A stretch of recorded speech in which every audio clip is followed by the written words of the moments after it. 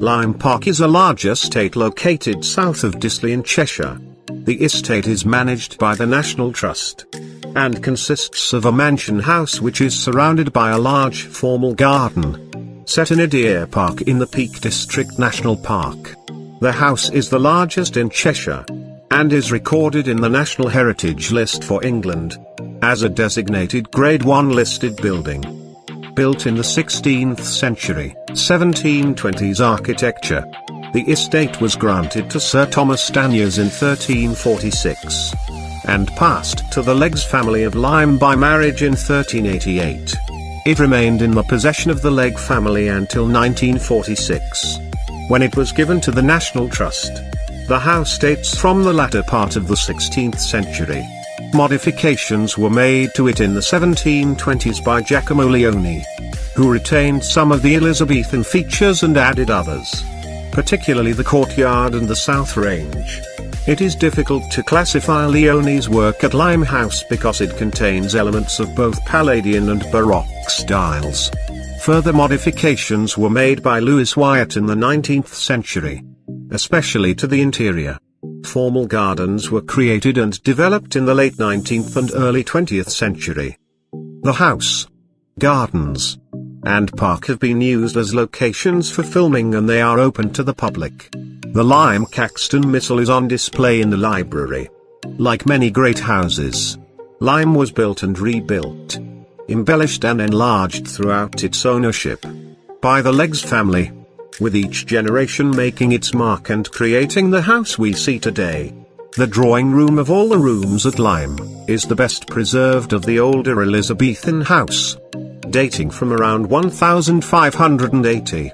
Medieval stained glass sits in the window, while the heavy overmantel which bears Elizabeth I's coat of arms reaches almost up to the ceiling.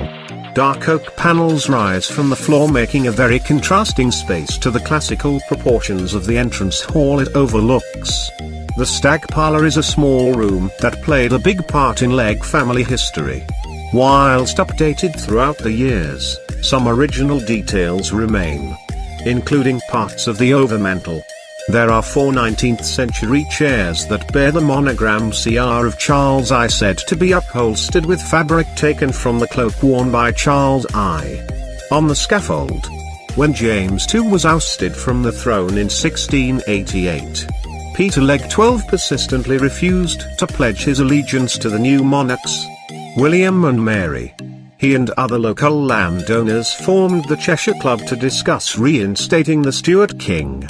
Its first meeting was held in this room, the knight's bedroom. The family tradition has it that Mary Queen of Scots slept here, and that a secret passageway led from the cupboard through the house and under the hill to the gauge.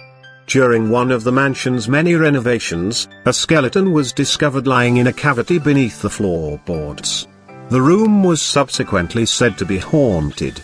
The Long Gallery. This space is another Elizabethan survivor, created for gentle exercise and for a display of wealth. Here at Lyme, the Long Gallery was also a domestic space.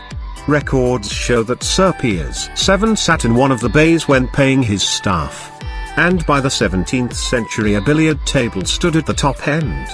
Later, the Second Lady Newton turned the room into a theatre, where the family staged performances, whilst also distributing Christmas presents to the children of the estate workers.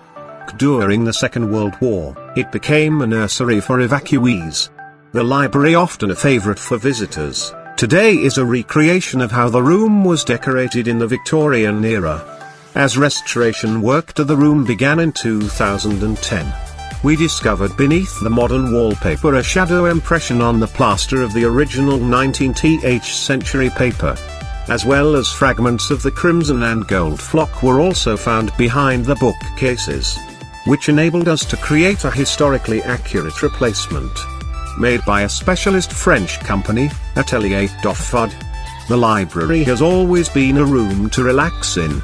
Unlike many rooms, the library is rope-free, a room where visitors are encouraged to take a seat and enjoy the room, rather than simply look at it. Inspired by this black and white photograph of the fireplace, with a friend whose muddy feet hang over the end of the couch, showed the library was a lived-in space rather than a showroom.